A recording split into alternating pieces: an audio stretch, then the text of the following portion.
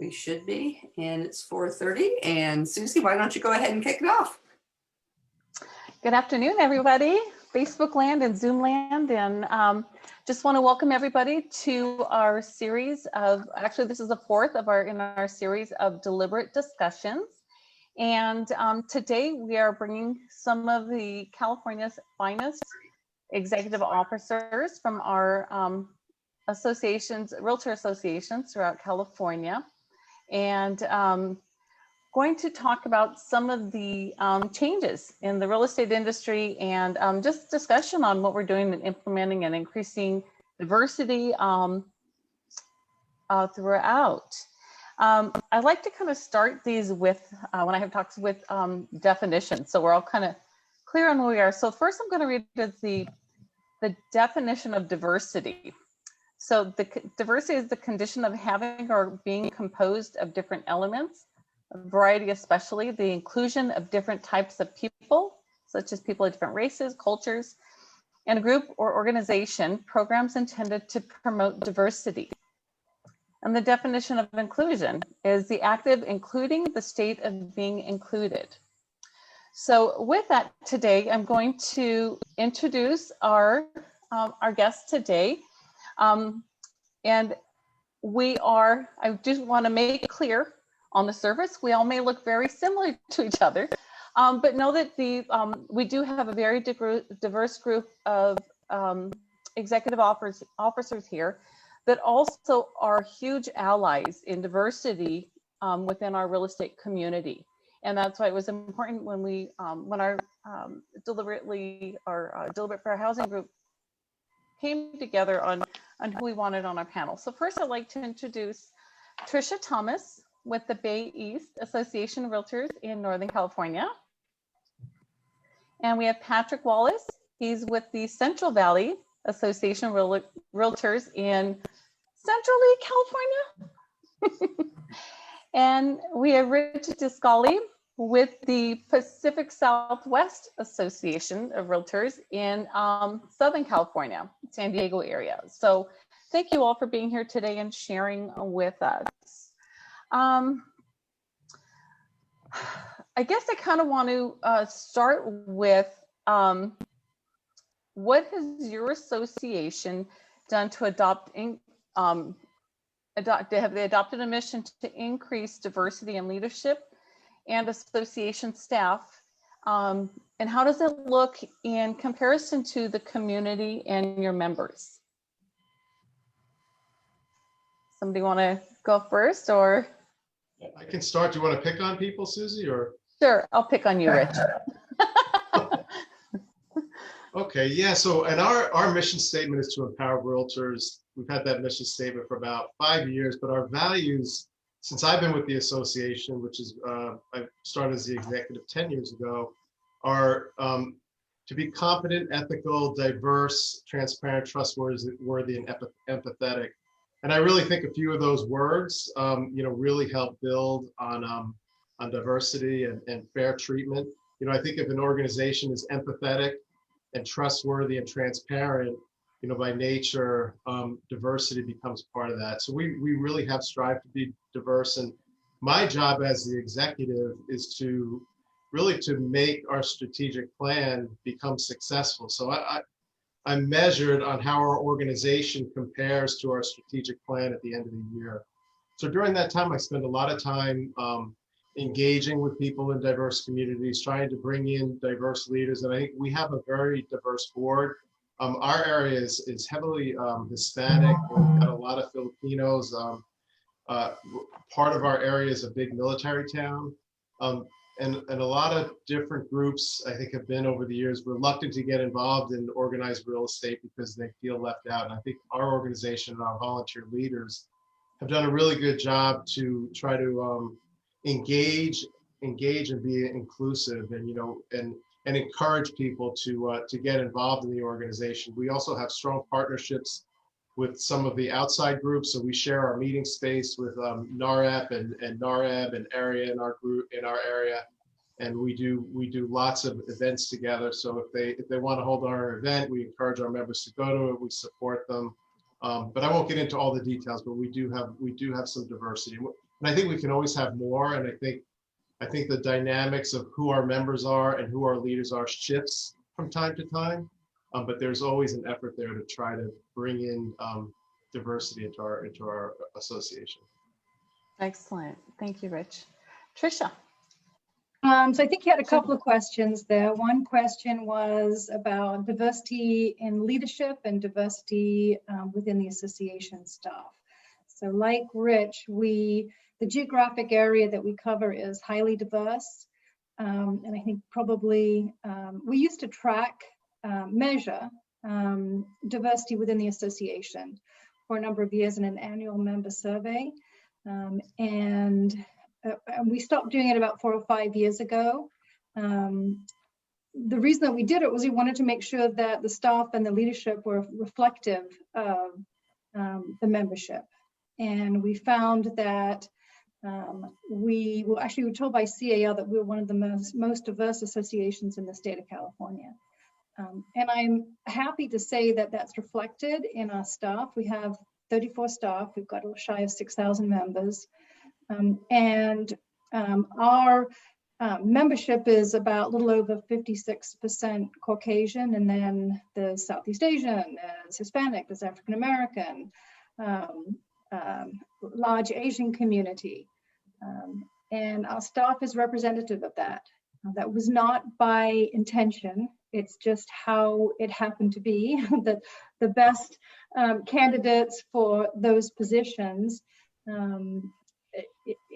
We have just a great diversity and talent pool in the Bay Area. So we were able to, I think, create that balance. I don't think we have as strong a balance in the leadership team.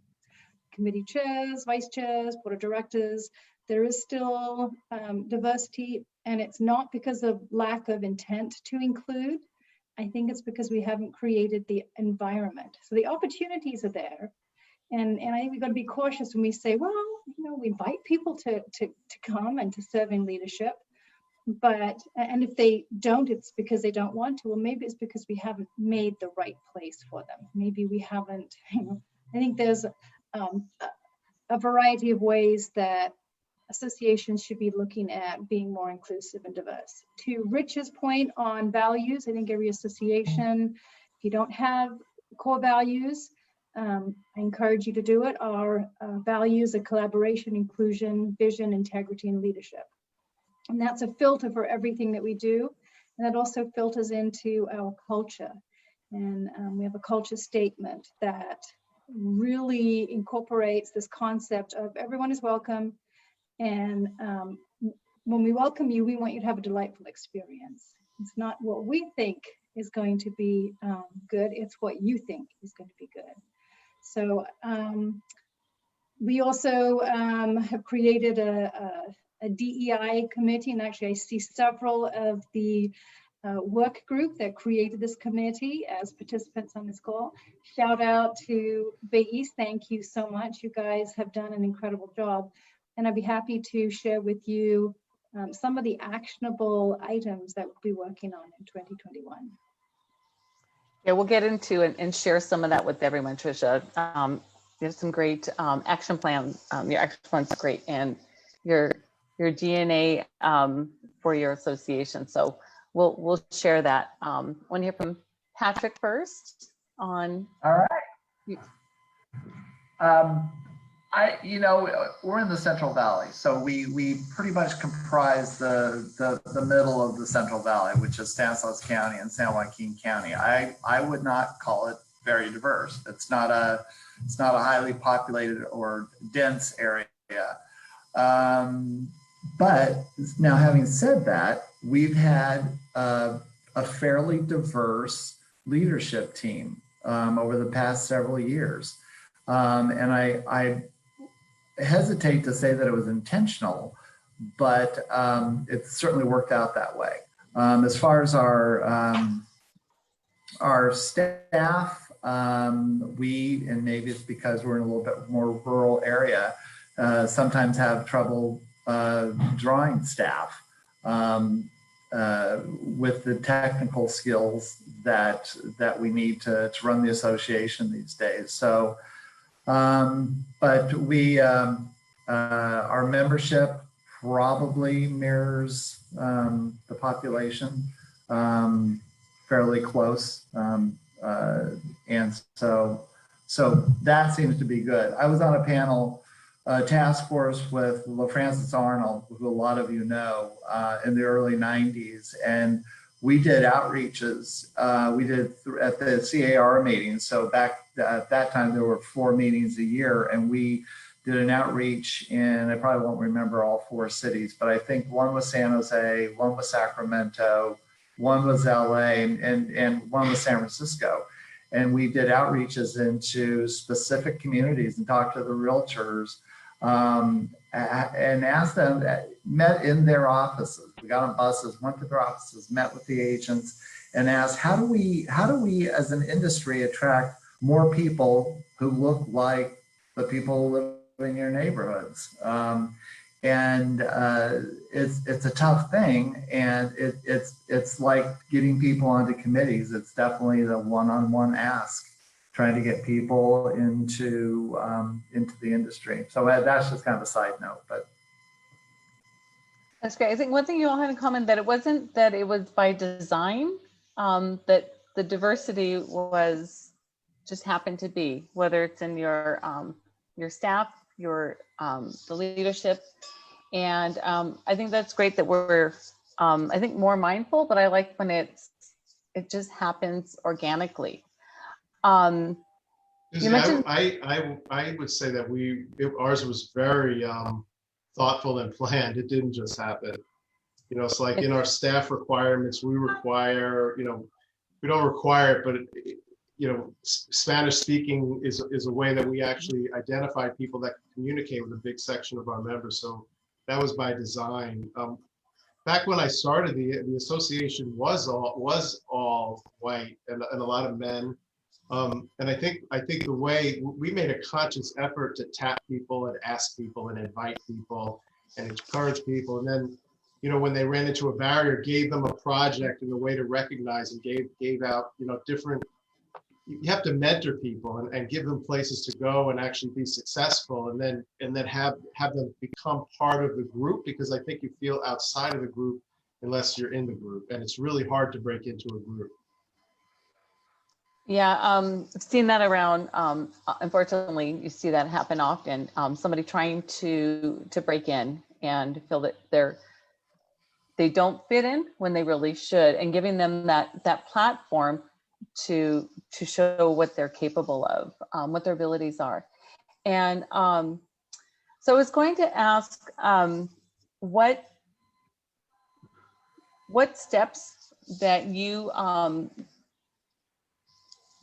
in building or what plans are there in building the leadership and the outreach to the membership and to your leadership? And I understand there's a tapping on the shoulder, but beyond the tapping on the shoulder, what plans are there to bring more into leadership? I don't know if that's, Trish, you want to speak about that on your action plan? Yeah. So last year, well, I want to say one thing as well, and that's it comes from the top. So I think the most important message for associations is that your presidents, your officers, your board of directors, they need to be supportive of this. And and I give a lot of credit to our president, Tina Hand, because she embraced this. She went out and educated herself above and beyond what NAR provided or CAR. She created a work group to come up with diversity, equity, and inclusion committee or recommendations for a committee. They've actually renamed themselves IDEA, Inclusion, Diversity, Equity, and Action, because we don't want to just talk about it, we want to do something about it. So they're proposing to our board of directors in a couple of weeks a pretty comprehensive plan that looks at every level. So some of the ideas, well, the first was to form the committee. They want to implement one annual mandatory training event for members. That, however, requires NAR approval. Hosting virtual and in-person education events that teach members about implicit biases that could result in steering. Creating diversity, equity, inclusion, the housing leadership training program for board of directors, for our chairs and our vice chairs. Creating a platform or environment where members can share experiences of social injustices in the real estate business and their experiences of inclusion in the real estate business. And then finally, creating and evaluating policies and programs to assist with homeownership gaps. So they're trying to tackle it on many, many different levels. And in addition to that, every single one of our committees had to have at least one diversity, equity, inclusion, or fair housing component as part of their strategic initiatives for 2021. So professional standards has one, our leadership development committee has one, our local government relations committee has one. So we didn't want to silo everything in just one work group or one committee. We wanted to make it holistic and across the entire association. That's excellent. Patrick or Rich, do you want to touch on? Yeah. No, yeah. The one thing that and I think it was one of the questions, and Susie, maybe it was during the conversation that we had when what came up was, well, is this included in your strategic plan? And I thought, of course it is. Well, it wasn't, and it's still not, because we're scheduled to do the strategic plan review this spring. So it definitely will be on it. But I was surprised that it wasn't already in our strategic plan. But one of the things that we're doing as we move forward is our president last year and our president the year before, along with another past president, got together and have started put together an entire program for a leadership academy. We've been toying with it for a long time, developing leaders, and so that they're ready when they actually become a leader. But not only that, one of the components is going to be the whole diversity and inclusion piece. So that they will actually take a look at what does our community look like, and what does the realtor population look like, and how does that mirror or not mirror our association? What are we doing, not doing to attract people to the industry, to the association? So we're pretty excited about having the Leadership Academy, and hopefully that'll take up a piece of it. Excellent. And then, Rich, do you? I want to comment on something different. It was interesting when I saw our panel, four white CEOs, getting together to talk about diversity. And it made me think, because when the George Floyd his throat was stepped on in the spring, I've had many awakenings when it comes to race over my life. I grew up in an area that was all white in Long Island, where Long Island Matters, that whole story broke out. And I went into the service, and I got to go. I went through basic training with half the group, half the flight were African Americans from Brooklyn. And the other half were a bunch of farmer white guys from Maine, and we all it threw us into a melting pot. We all had to become a team together. And when the George Floyd thing happened, and I think earlier when Emily, who put together a program for the AEs around the state, had a speaker on unconscious bias, I continue to have awakenings. I continue to have new realizations. Oh my gosh, this is the way things have to change, and what do you do, and how do you change them? So I think all of us are learning, but I think we have a problem, a white people problem, and I'm glad to see that, we have other executives as we are thinking about this, and we're the people that have a lot of the power right now to actually make change happen. So I think it's good that we're talking about what we can do to make change happen. We empower at PSCR, we empower our members to do a lot of different programs. We've got a really exciting program to promote the reading of the book, The Color of Law. So I read the book, but when strategic planning suggested it, I sat on strategic planning with Tricia a couple of years ago. And so now whenever they say to read a book, I jump on it and I read the book. And I read that book, and it blew me away. It made me want to cry. It made me sad.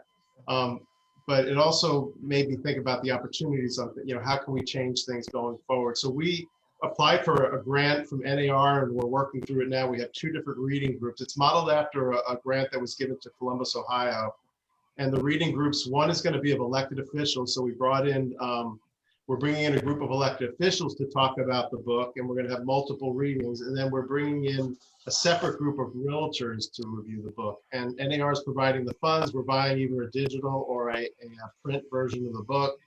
And I really think if we can get the ideas and get people to understand kind of where some of the problems come from, we can help. Maybe if we could wake a few people up about some of the injustices in the past, we can try to make things better in the future. And Rich, I really liked when we spoke and you shared that with me, because I think as realtors, and we're in the communities and politics, and I really did enjoy, really loved how you have your leadership, your reading circles with leadership and your political officials in the community, and you have a second reading circle with your members. So it's creating that awareness, it's having that conversation. So I thought that was really, really excellent in bringing that forward. And the gentleman who brought it up, his name is Rafael Perez. He was one of the people that I engaged with early. He was a past president of NAREP in San Diego. And he was just passionate about these issues. And we've been friends. He's run for a couple political offices himself. And he applied for the grant. So it was his idea. He did the research. And as an association, the organization, our board got behind him and supported him. But he's the one who made it happen. So I think in a lot of our associations, we have individuals who can do great things. Excellent. Can I jump in? Because I love that idea, Rich. And I think you nailed it, Suzi, when you said it's about conversations. So I think one of our challenges is to take it from words on a page, like this is what we should be doing, to this is what we have to be doing. And part of that is the understanding where how this has impacted each other. Tim Ambrose, who's one of our past presidents, has spoken at a number of our marketing meetings, Women's Council. Actually, I think he spoke to the CAR staff as well, right after the murder of George Floyd. And he was able to, in a way that wasn't political, to be able to say, this is what the impact that it's had on me personally, and open up the door for other people to share. Because I think there, as wide as diversity is, there's also the discrimination is a lot wider than we think. I think we have so much more in common than we think we do, not necessarily in a good way. But creating opportunities for people to have conversations in safe spaces, I think really helps to expand the awareness of this. Absolutely. Yeah, it's the conversations to move. I think also where we've been and where we're going to move forward. I wanted to ask about, you mentioned the diverse staffs, and do you think that having a diverse staff and the outreach that they've done to gain more diversity has improved your associations, and in what way?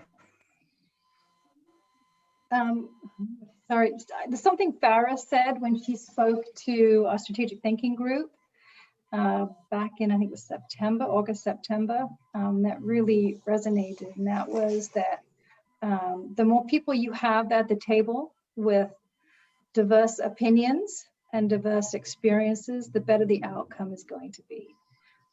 And I found that is true whether it's at a board table, whether it's at a staff meeting. Rich, you talk about having your eyes opened. My staff opened my eyes. I thought, oh, we're really inclusive and this is great. And I had some really difficult but heartfelt conversations with some of the staff some were brand new, some some I hadn't had a lot of conversation with, but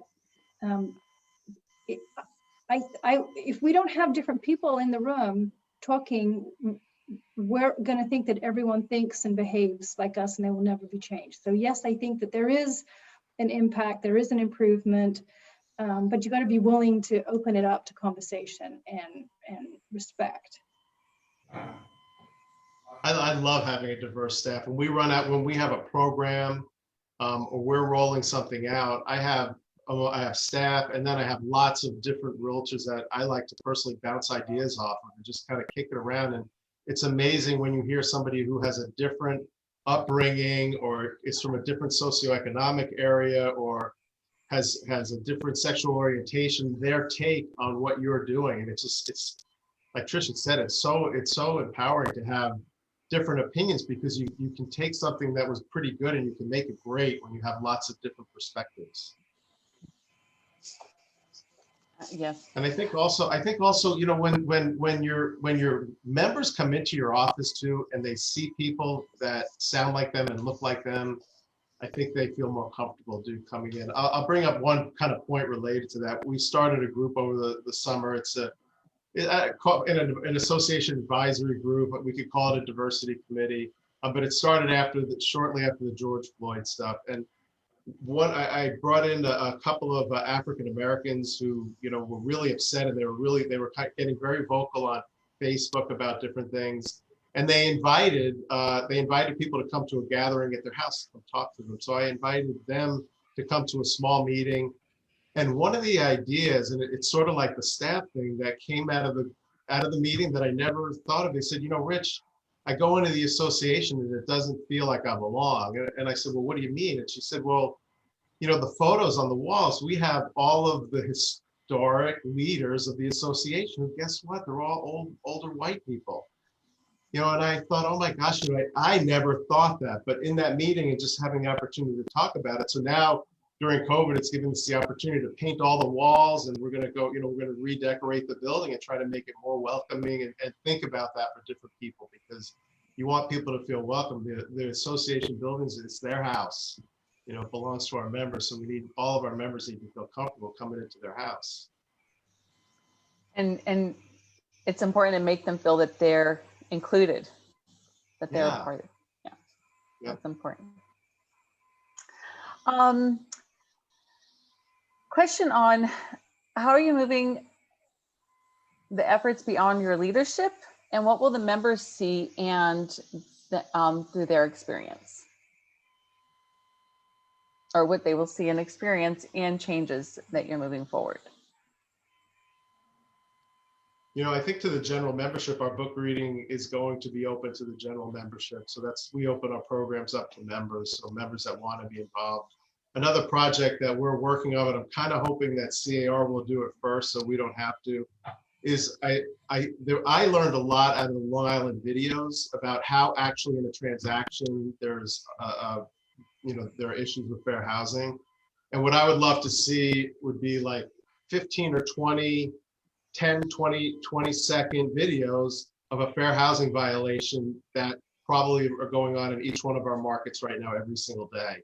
And I think if CAR doesn't do that, we will probably do something like that, but that will hit our members.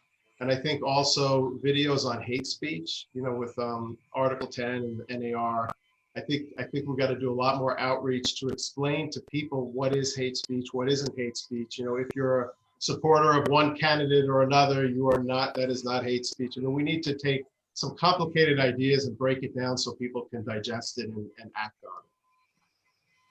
That could be a fun little contest for the association president's leadership forum, doing a contest on a 15-second video or 30-second video on some violations. Could be fun. Patrick, it looked like you had something you were going to say. Well, he just triggered something about the whole hate speech and all of that was going on last year. I've been going to, well, it's all on Zoom these days, but speaking to all of our members about hate speech. And, you know, I think there was a lot of resistance by our membership when 10.5 first was talked about, and well, I know there was, because I mean, NAR got a bazillion emails, but I think once you explain to the members, they really do get it. Especially when you're talking about you know, a public forum like that, and that we haven't ever had to really deal with before. And it was all happening at the same time, like Rich said, with the election. And so everything was kind of meshed together, and there was a lot of emotion attached to everything. Anyway, I think it's really good, but we've been doing a lot of speaking to our members about that. And it just like a lot of this, it's about education. When you're talking about the books that they've been recommending that we've all been reading, there's the unbiased video, I forget what the exact title was a real eye-opener to me.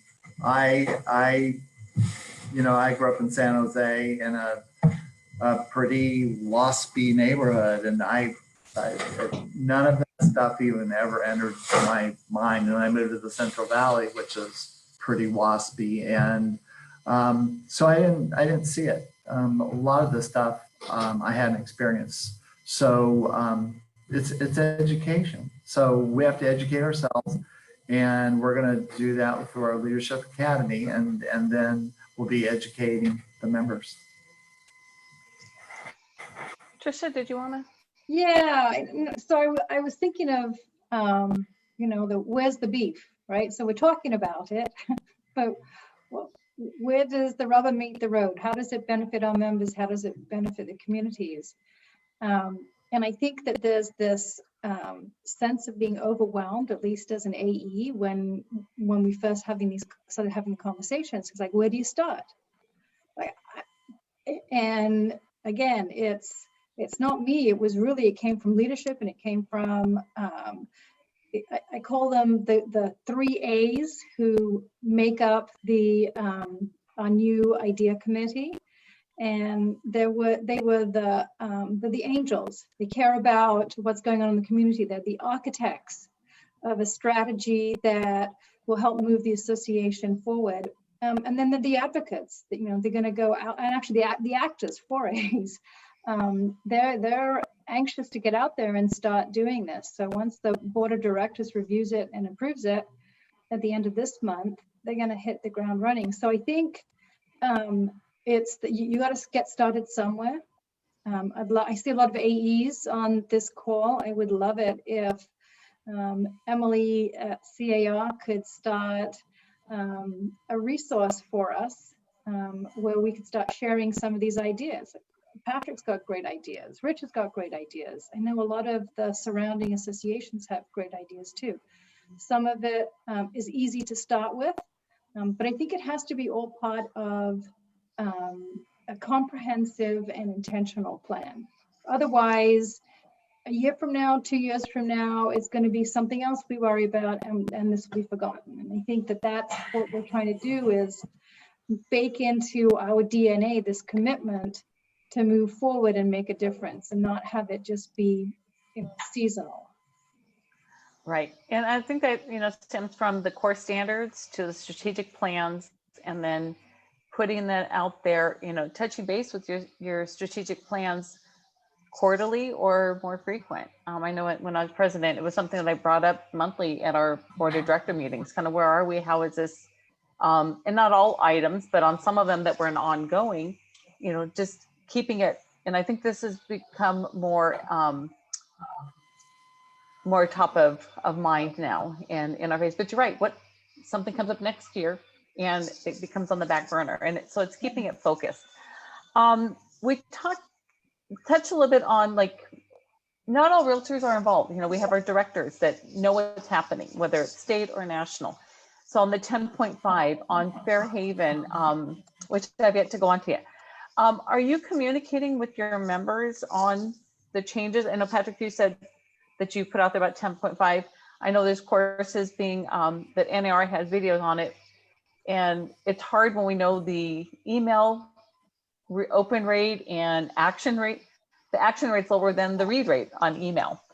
but getting the word out to our members, because if it's just a realtor who's really not as active and involved, you can only play naive so far. But to let them know the violations and just bringing them into the conversations and what's going on, or what are you, your associations doing to help communicate that to the membership? Well, I talked to one of our groups this morning, and I think you have to go out there and talk to them. We as AEs know that realtors are not the best at reading their emails. And so we can send all the stuff out that we want, and we can send it out every day, and we can recommend books, and we can recommend videos and those sorts of things. But we've had our most success when it's kind of live and in person, not these days in person, but kind of live in person. Live Zoom. But we're getting the most response, the best reactions, I guess is what I'm saying. But putting it out there for them, and you're seeing what response. Yeah. So Is that? sorry. Oh wait. No, go ahead. I was going to ask. Go ahead. Yeah, I know we could be doing more, but I think it's again wanting to have a holistic plan.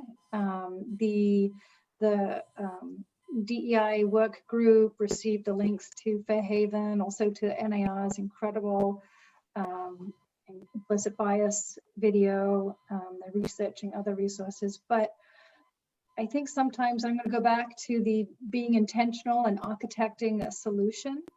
And that is making sure that everyone understands the why. So, you know, if you're already an advocate, you already get it. And you can be impassioned.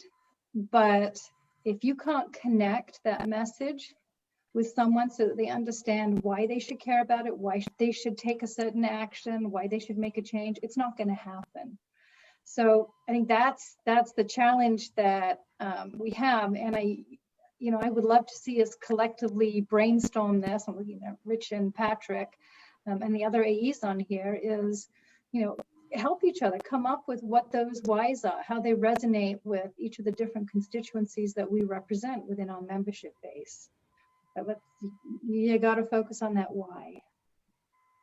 Absolutely. We have a few different items that are coming that came out of our group that are on my list of things to kind of implement in our GA chairs list. One is we have some areas in some districts in San Diego where some of the infrastructure, because there hasn't been a loud voice, it could be because a lot of the properties are rentals, or for whatever reason over the years they've become they haven't received the public support on funds and road funds and things like that. So we are talking about getting behind them as an organization. There's one of the elected officials is trying to get funds directed to her district, and we're talking to the GA committee about doing that because we think that would be the right thing to do. At our pitch sessions, we have 3 property pitch sessions each week. We're putting together a fair housing moment, so where someone can actually give an example of a fair housing violation at each one of those. We haven't started that yet, but we're trying to get we want to make sure we have a speaker at each one regularly. So that's the hard part, is getting the talent in there. We talked about kind of promoting how residents in certain parts of the community that are neglected can use resources that are already there to get attention from the city. So there are resources that are underutilized, like an app to kind of get roads fixed and things like that fixed, and trying to help get behind that and promote it. And then the group wanted to reach out to CAR and NAR to see if they could get some sort of legal responses to member fair housing violations. So if there's a fair housing violation where either NAR or CAR or PSR at this point, but would put together a response. So not a lawsuit, but a letter saying, hey, this happened. Did you know that this example of whatever it is a fair housing violation? Some sort of education to try to get the word out that you need to be careful about this, or what the rules are. So that's on the list, and I haven't even brought that. I know Farah's on the call, but I haven't brought that up to anybody yet because we're still kind of milling that over. They'd like us to post PSR's values in the front of our rooms in our offices. We have 3 different offices where people meet. So they want discussions of fairness and different posters in the front of the room. And they talked about making fair housing and inclusion a priority, of others, and how to do that. How do you take something that is not a priority for someone and make it a priority? Because for a lot of people, we hold fair housing classes, and the people going to the fair housing classes are the people being abused or fair housing violations. We need to get it. It needs to become a priority for the people who are not the victims. It needs to be a priority for the people who are the perpetrators. But how do you actually make that happen? There's a big struggle and a conversation about that. Yeah, there is. Yeah, it's almost, you start with the simple ones and you're looking for speakers, board of directors, pick a number out, pick a name out of a hat and put them in on it. They're working on their leadership and their speaking. So, we're all practicing, we're all human in this, and we learn from it. But it's, we just have to make it real. And if we we need to be methodical and make sure that we're not offending when we're going through that. But I think you just put it out there and it starts that conversation. So that's great. I wanted to ask, or as a question that came through, what are your associations doing, leveraging or leaning on affiliate groups like NAREP, WCR, ARIA? Are your associations, or how are you partnering and working with them? We have a global program, and we have so we've always had a lot of interaction with those different groups. They have some great leadership in the Bay Area, and we're trying to bring them in to participate as well. I see a couple of them, in fact, participating on this call. They were part of the work group, but there was something that I think it was at a strategic planning and finance committee meeting somewhere, that one of the speakers said, it's great to say, oh yeah, come and join us, but we should be actively involved in their organizations. We can't expect that they're going to come to us. So I think it's a two-way street. I think we have to, we can find ways to partner with them, to collaborate, to include them in what we're doing, but we also have to be willing to participate with their organizations as well. Definitely. And I think also letting the members know that they exist and what they are. Yeah, we do. So when they are promoting an event, we put it on our newsletters. We promote all of their mixers, and they get speakers. A lot more happen during live and a lot less right now in these situations. But we have big meeting spaces. We have 2 halls that can handle 150 people each, and then another one that can handle 50. And we open that up. We have events at those regularly. And then in different years in the past, we put together like president leadership luncheon. So we'll bring in like the president of our association and invite presidents of other real estate associations. There are a lot, aside from the ethnic related ones. I mean, there's also ones for, the Women's Council of Realtors, and there are also like local, basically pitch sessions that have created their own real estate association. So we'll get the different leaders of the different organizations together for a lunch. That's always a nice thing to do, to brainstorm and collaborate on ideas. Excellent. Thank you. It is true. It's bringing them together. We're there from them, and having them involved and that cross. Did we lose Patrick? I think we lost Patrick here. Okay, maybe he'll come back in.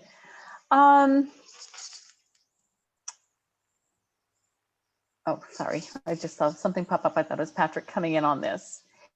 Tricia, can you share with us your cultural statement, the DNA of Bay East? Perfect. Is the one?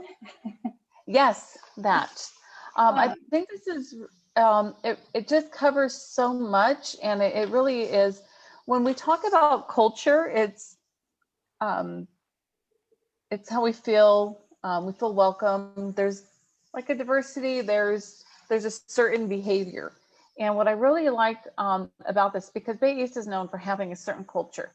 And when I saw this, it really put it together as to what that culture was. Do you want to speak on this, Tricia? Thank you. So the culture statement is that strand that you see on the right. And as Susie said, that's we consider that our DNA.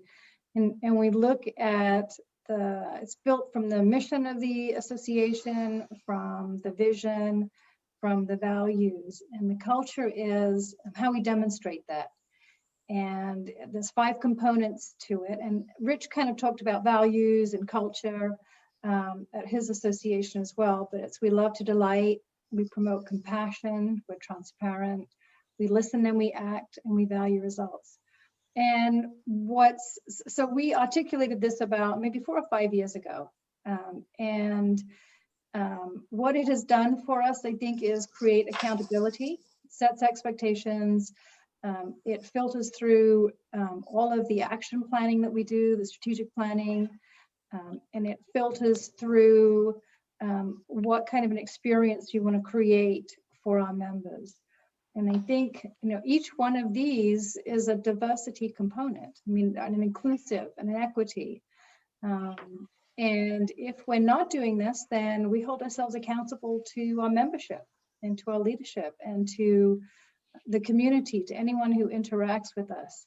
So I think it's probably that this is the secret sauce for Bay East.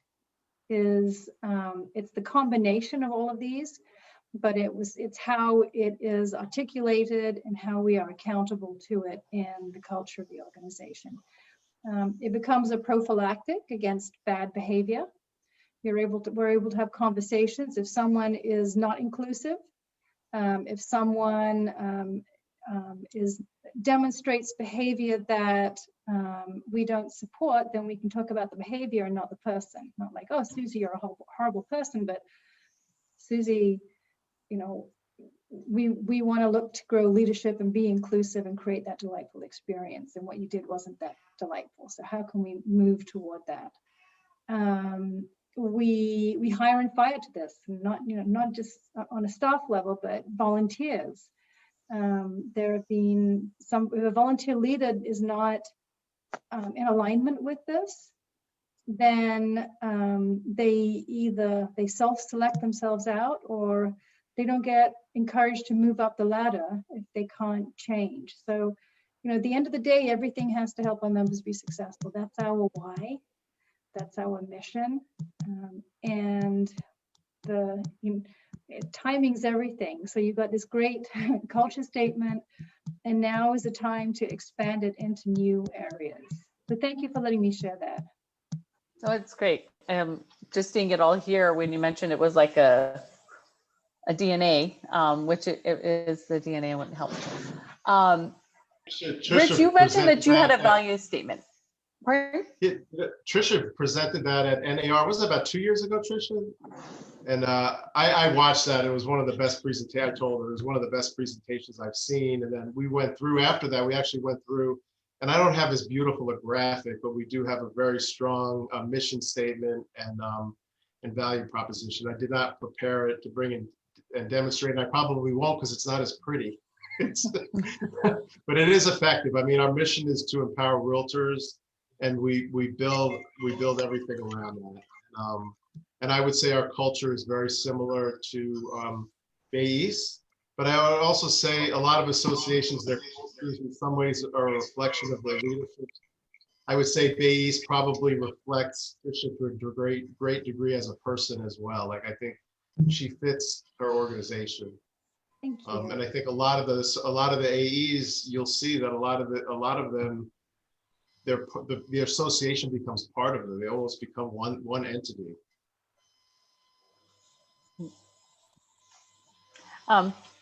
Sorry, Patrick, I'm happy to see you're back. Are you having Sorry a love-hate relationship with technology right now? Yes, the internet. Yeah. So we're just, Tricia shared with us her, the DNA statement from, for Bay East. when you came in. Rich, you had mentioned when we spoke about a value statement. I'm sorry, you were saying that it was similar to that of the Bay East? Yeah, I have our value. We don't have a value statement, but our values are that we're competent, ethical, diverse, transparent, trustworthy, and empathetic. And I think we build everything around that. And our vision is that realtors are a valuable resource. So our mission is to empower them, and our vision is that they are valuable. And then everything that we do, we have strategic goals that are built around that to help us achieve our mission. To empower realtors. And I really think diversity, as we build diverse communities, we're empowering our realtors. And I think that's. I'll just leave it at that. Thank you. I guess from your perspective, what resources would you find helpful from CAR and NAR to provide to you? Like courses, guidelines, any other support, organizing diversity groups? What would be, if you could ask CAR and NAR, not that we have anybody on there listening right now, but what would be your wish? What would be helpful to you? Kind of starting it with this Facebook group, it's building community, whether it's community of presidents, community of AEs, community of realtors who have a lot of passion over this, where ideas can be exchanged, where stories can be shared.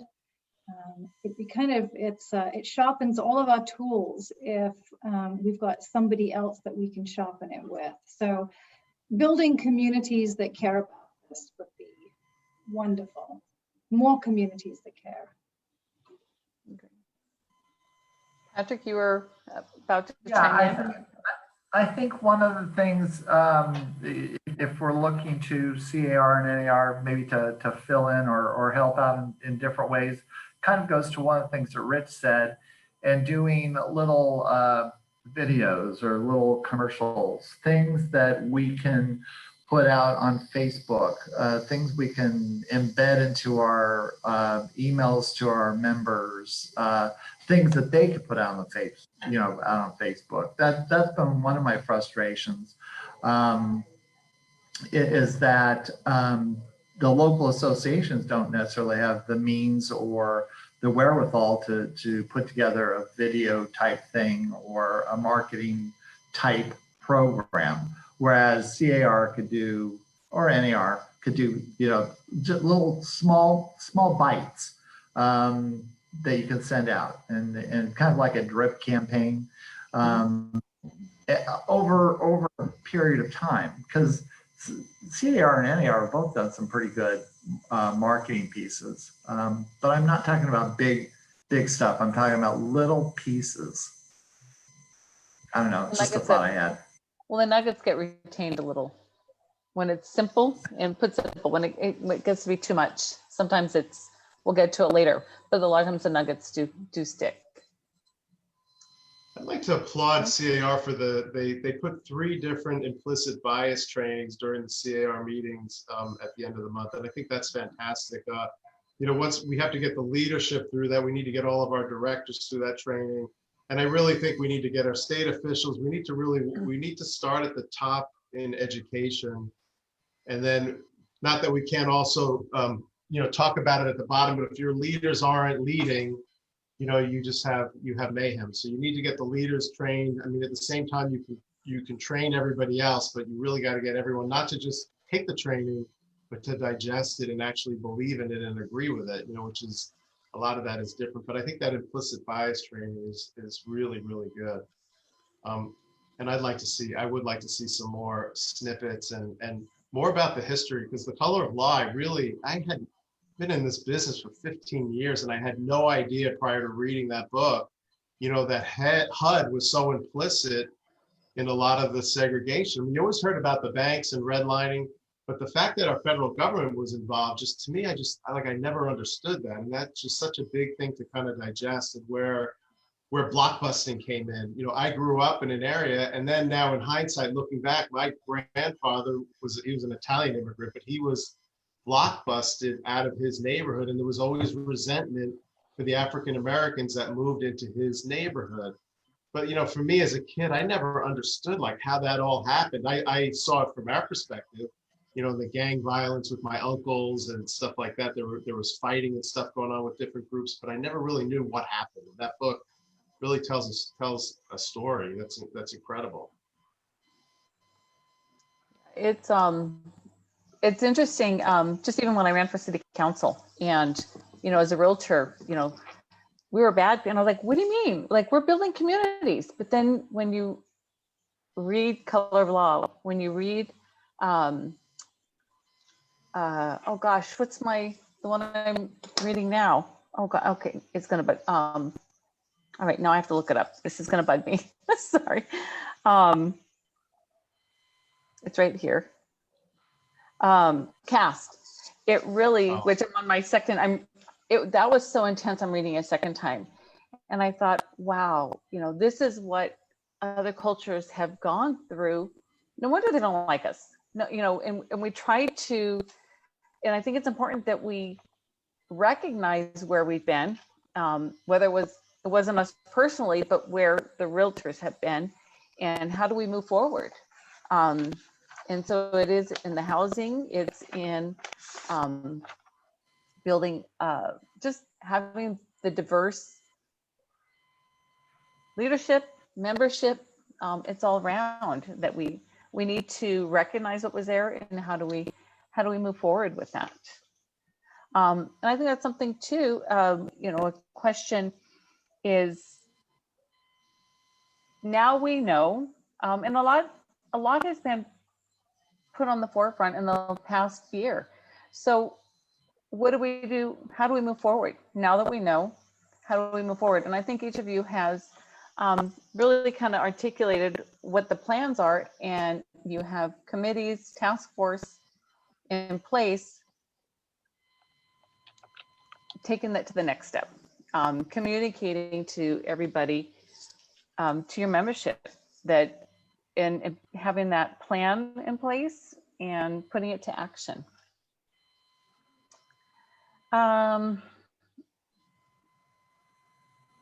Tricia posted on there about talking about to the next generation, and it's interesting because I think my daughter teaches me things every day. I don't know if I need to be teaching her. She's pretty well schooled, and I've learned a lot from her. Sometimes we might need to listen to our kids.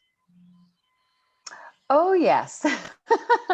I mean, my daughters are in their 30s, and they really do. I mean, as I mentioned, you know, my daughter was like, interesting, Mom, you're a diverse panel and you're all white. And it was like, oh, wow, but we're allies. We have, you know, look at these other groups that we've had.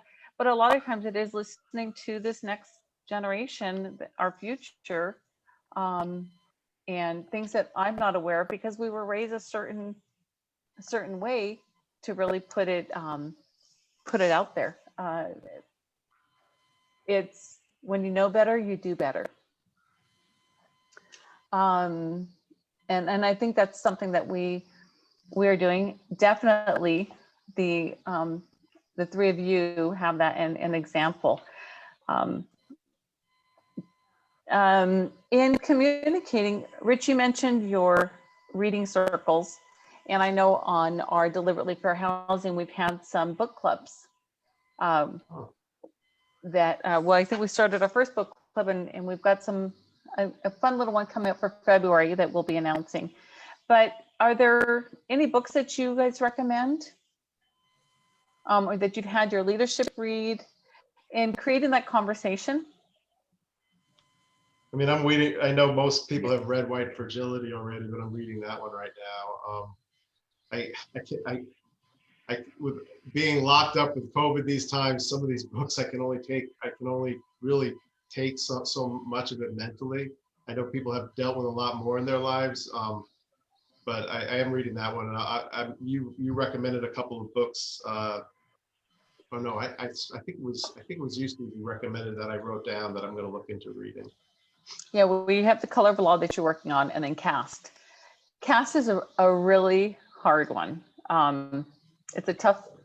They're tough conversations, And as my daughter said, oh, you think it's tough reading them? Why don't you try living them? And it's like, ooh, it really is, you don't put it down, you don't turn it off, because you just have to have that. You have to, it's being compassionate and understanding. How do you have the difficult conversations, creating safe spaces? I know some of that, it's hard in this environment right now, but I know you're still in contact with your leadership and it all filters down. I think that's a great question, because there are people who are passionate about this in different ways. And some of them may agree with you and some may not agree with you. We have, as a realtor community, I think we have a large group of mature agents who may not always be mature, who have a lot of passion around what they believe. And I think respecting that we come from different spaces and trying to have conversations about, well, why do you feel that way? Or, instead of just saying that's wrong, I think there are opportunities for us to open the door to more understanding if we listen. And I'm not saying we accept something that we might fundamentally disagree with or goes against our values, but I think we have to listen to it and understand. Don't have to validate that it's right, but you have to validate that people do have different opportunities. And then from there, I think once you create that respect, then you can have the difficult conversations about how to do better. But what I found in the last 6 months is when you come out and say, no, you're wrong. That's not the way it is. You shouldn't feel that way. That's a terrible thing to think. Then you've just prevented any kind of opportunity to move forward. So that was my takeaway from last year, was listening better. As association executives, we need to put like competitors in the same room who are eating each other's lunch every single day.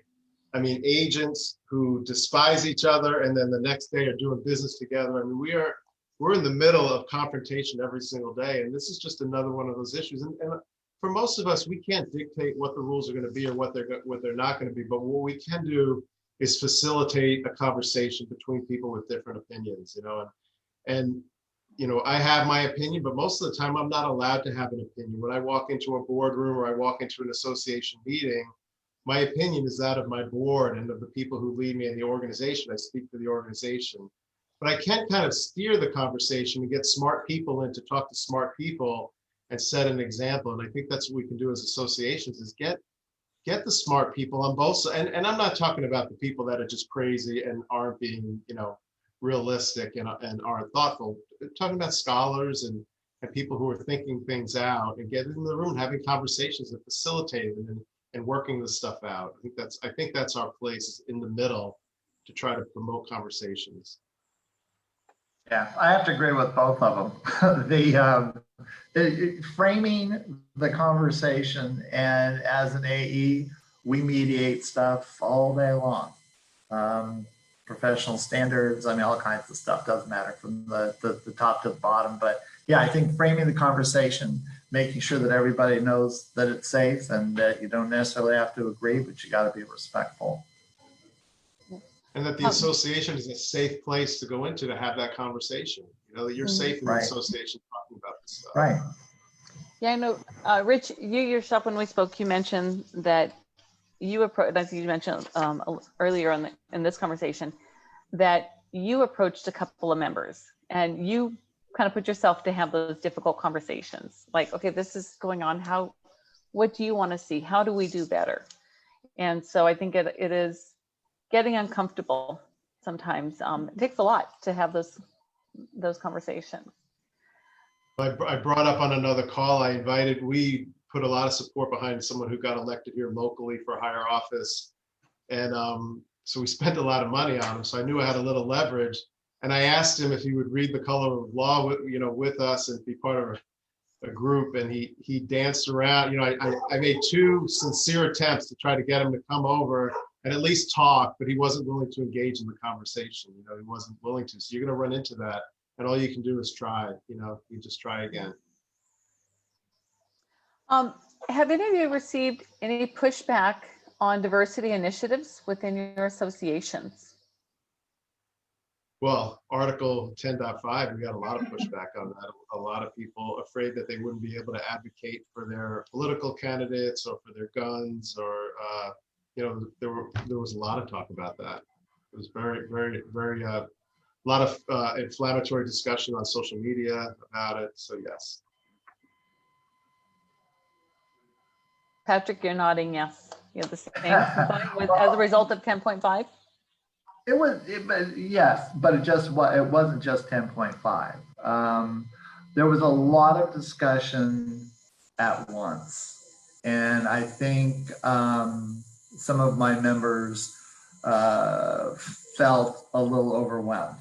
I know that reading the different books, you can get overwhelmed in the middle of what's going on in the book.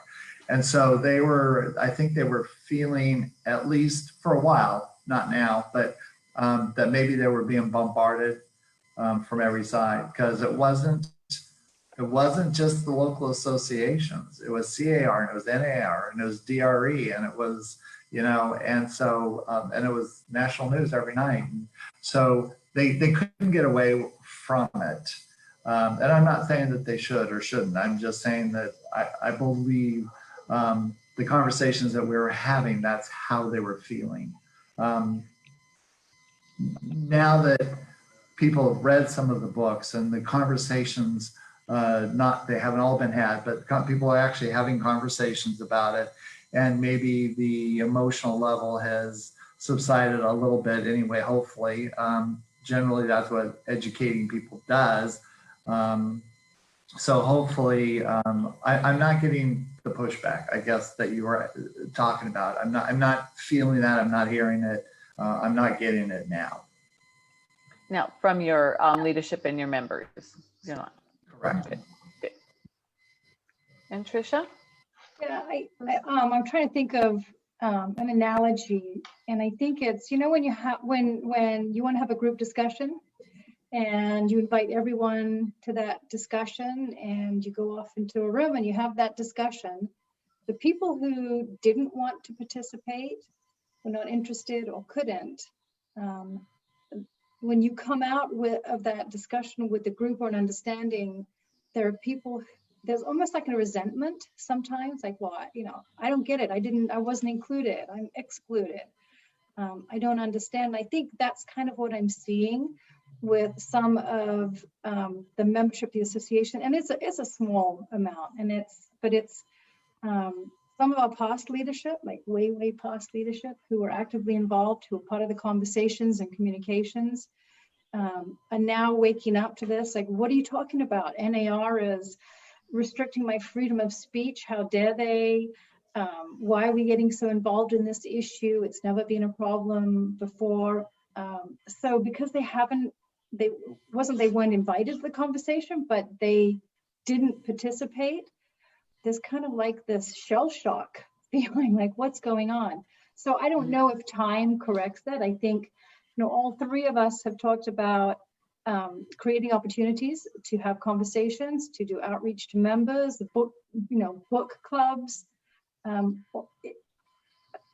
There will be some who never want to participate in that conversation, and that's okay. But I think our responsibility is to widen that conversation circle to be as wide as it can be and accommodate everybody. Absolutely, absolutely. Can you share some resources that helped you in leading some of the initiatives that you can share with other association leaders? Any resources? Other than the ones that we mentioned? I think a great resource for moving forward is I would look at the grants from NAR on the diversity grants, and then look at the examples that other don't recreate the wheel. I didn't have to invent strategic plans. I went to Tricia and copied, go and see what other associations around the country have done with diversity grants, and go get one and start there. I mean, that's a great place. They'll provide the resources. And I'm sure most AEs, if there was a realtor out there who wanted to take it, and I call them my champions. If we have a champion, we get behind the champion. So if a champion wants to do the work and apply for a grant and stuff, the staff and we all get behind the champion. So I would ask your association, hey, can I do this grant? I want to do this. Here's my plan. Here's what we're going to do step by step. And you can copy that from another association because someone's already done it, and then do it yourself. And if anyone wants our book reading circle, I'd be happy to share our application with you, and you can put your name on it and send it in. Yeah, that's great. I think a lot of it is, we're not here to recreate the wheel. We're here to support. And some association executives I've spoken to are just want to get something going forward. And that's why you three have really just been that example and a resource for them, and to continue with doing that. Rich, on the grant, and does it give some criteria of that you need to follow? Yeah, with it does. You know what? I'll get the link to NAR's page. It does have criteria, and there are like small grants and larger grants. We use these grants all the time. In the past, we even set up a game, a Padres game, where we celebrated. It was like it was a Hispanic History Day, and we did it with NAREP, and we sponsored a whole bunch of realtors going to a game, and we did it with NAREP in conjunction with them. And there are all kinds of ideas like that you can do things together to build bridges. Building the bridge connection, and starting the conversations and connecting resources together. Yeah,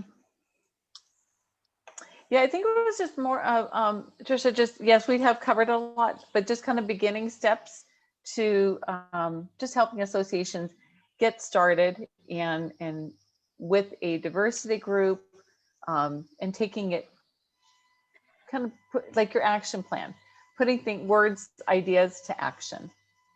I think starting with a task force or a work group to come up with some ideas. So all of the action items didn't come from me. This work group is way smarter than I am. And it was a work group not only of realtors and affiliates, but also staff. We opened it up to staff who have a passion about this too, because you got to have that alignment. Find your angels, your advocates, your architects, bring them together. I think we had more people wanting to participate in this work group than most other work groups, and give them it's kind of like Field of Dreams, build it and they'll come. Let them build this plan, and you can take baby steps or giant steps, but you got to start somewhere, and that's putting on a piece of paper what you want things to look like at the end of the day, at the end of the year. Because if you don't know where you're going, you'll never get there. So I think you got to come up with something that you can unite people around, that you can get the support of leadership. And that would be, again, I just say start from the basics and have a work group, bring them together, and you will be amazed at what they come up with. Patrick, I can't help but notice your bling. Yes. Your diversity pin. I wear it every day. I love it. And I have one too, not with me, but can you explain to us what was behind the diversity pin? I would love to.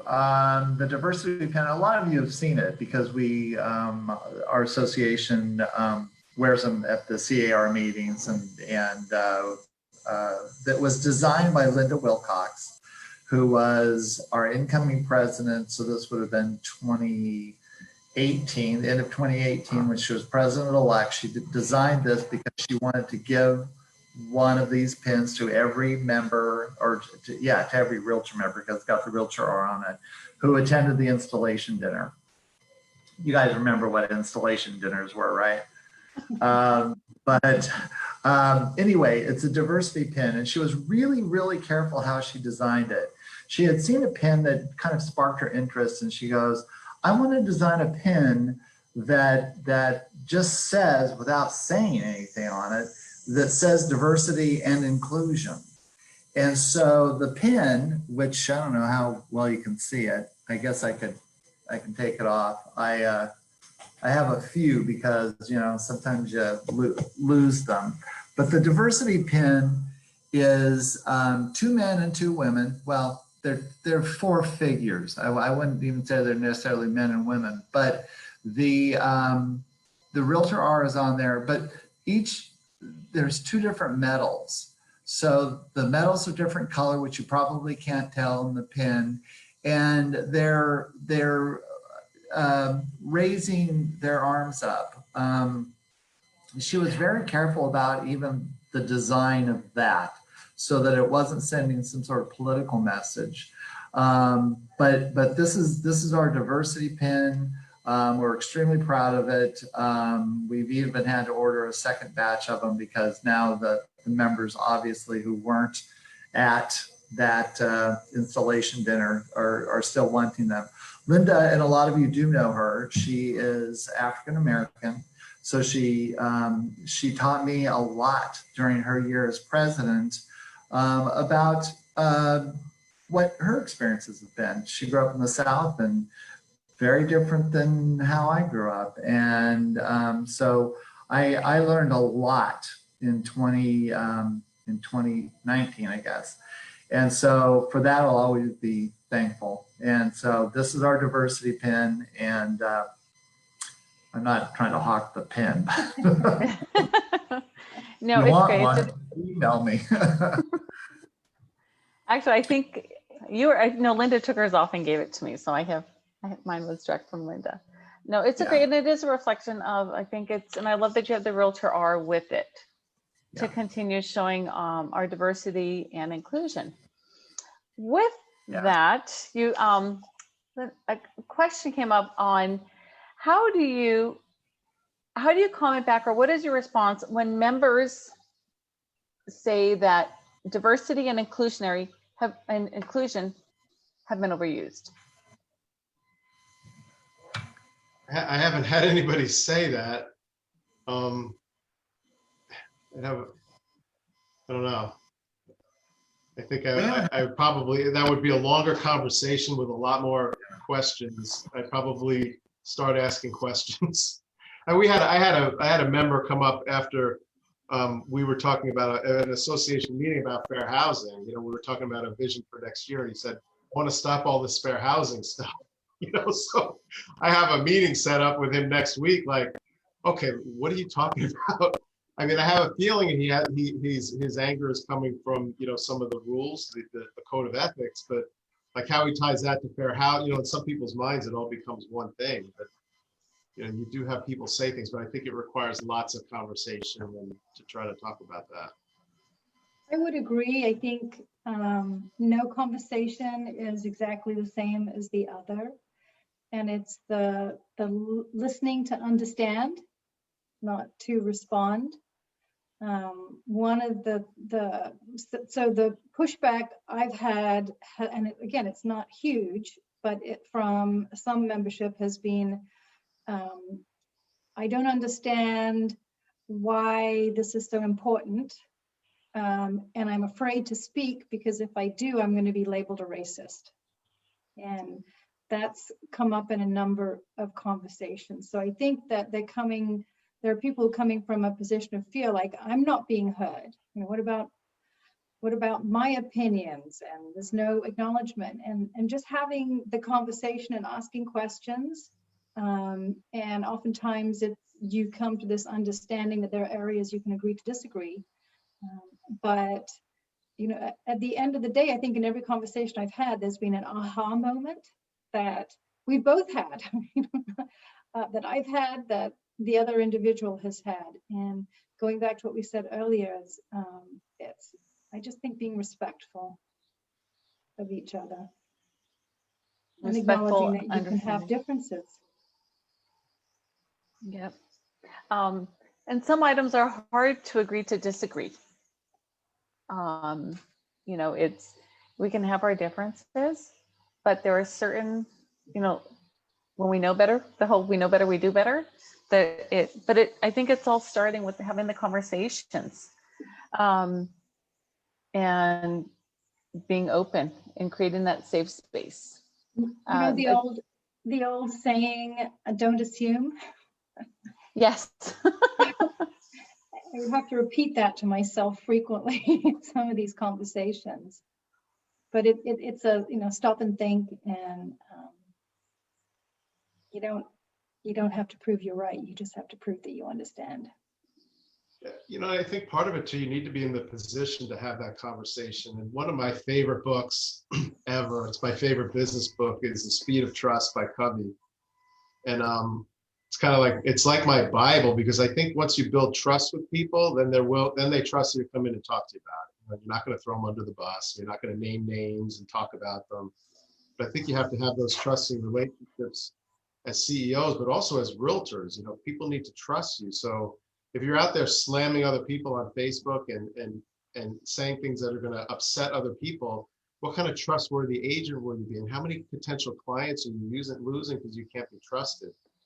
You know, I think people really need to think about what they say and what they do, because you don't want to burn those bridges and those relationships. You want people to be able to come to you and have that conversation. Right. And I think those, you know, that is, the trust is such a big part. And it's even if, you know, I, as a realtor, did not do something, but my colleague did, that's a reflection on me.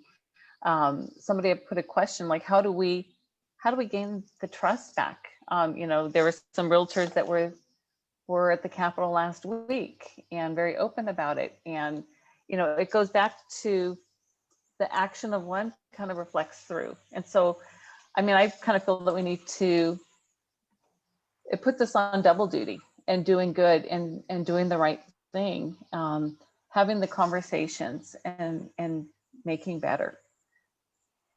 Do you, I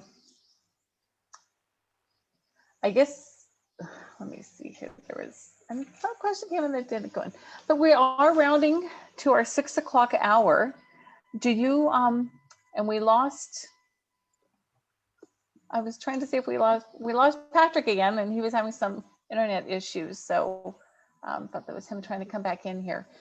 Do you have any final comments, closing comments, final words to our guests? To our, there's other AEs that are on here. I know we have CAR listening. We have directors that are influential at NAR. So the ears that you have, do you have any final words? I want to thank you. I think, like we said, having these conversations is great. Rich has some great ideas. We saw that incredible pin that Patrick showed us. It's just 3 of us on these calls, on this call, but there is the whole community of people who care, who are on this group. I think sharing ideas. Farah's been taking notes. I've seen her chats. I can't wait to see what she has to share with us, but I think it's a conversation that is started, and it's our obligation to make sure it continues. I mean, as leaders, you know, I've been an AE for 32 years, and there have been things that have come and gone, and it's up to us to make sure that we care enough about this to make sure this isn't one of those things that comes and goes, that it becomes part of the DNA of our organization. And it's not just, you know, there's no magic bullet. It's going to take a shotgun and a laser to continue to make a difference in this area. So thank you everyone for caring enough to be on this call. Thank you, Tricia. Yes. And it was nice meeting you, Suzi. I've met you from afar at different meetings and things, but it's nice to get to know you a little better. And I've worked with Tricia before, and I always enjoy working with Tricia. She's one of my favorites. And Patrick. Ditto. Well, I think it was important that we have these conversations with the CEOs because, and I've said this in other formats that you're the constant. Your leadership, I mean, depending on the size of the association, I know there can be a lot of repeats, but you are the constants and the ones that kind of keep the associations going and hopefully keeping the leadership in line and the membership having that the image of who we are. And I thank you for being fine leaders in our industry and building the leaders that you have. Oh, he's back. Hi, Patrick. Pardon? I said sorry. Oh, that's okay. We're just going through some closing and the final minutes, some closing comments, final words, if you want to chime in. Well, I don't know what was said, but the one other thing which I had written down, but I forgot to mention is that we actually probably 3 years ago, maybe even 4 years ago, have invited different members of a few different groups to actually sit on our board of directors, not as voting members, but we have representatives from NARREP and NARREB.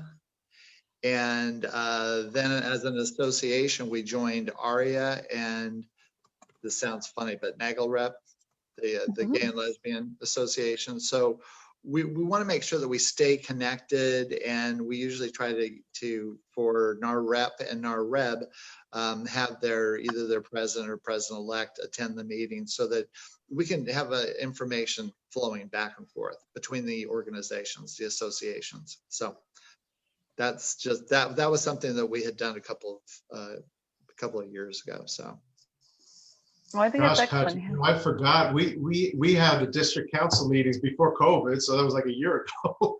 Our district councils would meet, and they were like, it was a meeting of all our committee chairs and the presidents or delegates from NARREP, NARREB, WCR. I forgot about that. It just stopped because that was last year. Well, this is a great way to bring it back virtually. And you know, bringing together the different groups and continuing. But I thank each of you so much for your time, your wisdom, your experience, your knowledge, and for really helping to make a difference, one member at a time, one conversation at a time. So thank you so much. I can't, I mean, there's like comments and comments going on, so hopefully we'll leave it on. You guys can get a chance to look at everything. But I really thank you so much for being here and helping us move forward. And just helping us be better. Thank you for the opportunity. All right, thank you. Thanks. And thank you, Lisa. Lisa Dunn also helped put a lot of this together. I know she's put some work into it as well. Thanks, Lisa. We have an amazing, our deliberately fair housing group. I don't know what you call it, our little board that came together during the COVID and social unrest. And I would lie if I said it wasn't with the help of a little peanut butter whiskey and some beer. But you know, coming together, like, how do we had a group, and it's Farah, but she was a practicing realtor at the time when she came in. Janet Dorsey, Leon Townsend, Lisa Dunn, Lori Namazi. Did I get us all? But it was really just, how can we start the conversations? And it's been amazing to see where the Deliberately Fair Housing Facebook group has gone. And from that, trying to have, you know, a couple deliberate discussions a month, the book club coming in. So it really is, we've had some great conversations. Anybody on here that is new to this, you can go on Facebook and see some of the past discussions we've had. It really, the book clubs are not recorded because that's a safe place with some pretty interesting conversations that take place. So come on, join that. You're on the page. So thank you all for doing the good work. Thank you. Have a good night. Bye. Thanks. Bye. Thank you very much. Bye, everybody. Bye, Patrick. Bye-bye.